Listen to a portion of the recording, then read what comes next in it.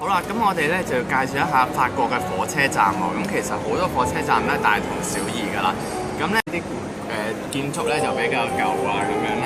咁咧一定係有一個買飛嘅地方啦。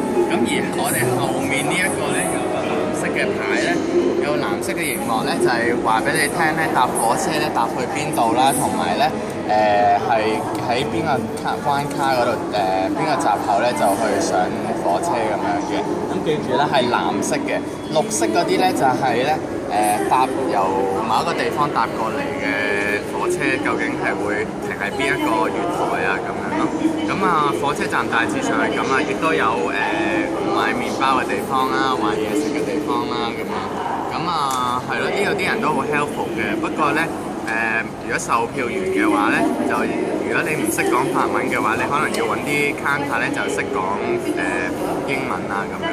咁同埋咧喺售票嘅地方咧，排隊嘅情況都幾長嘅嗰條龍。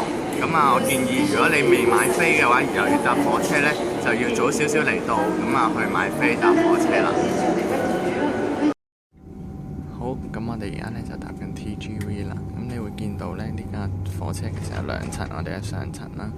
咁你上到 TGV 嗰陣時咧，你就要揀翻自己個位嘅。咁咧嗰啲 number 就喺上面嘅。咁係咯，坐翻自己個位啦。咁啊，到時會有人會 check 飛噶啦。咁啊，有廁所啊咁樣。有啲 TGV 就有得叉電啊咁樣啦。有啲就係對坐啦，有啲就係一個位咁樣。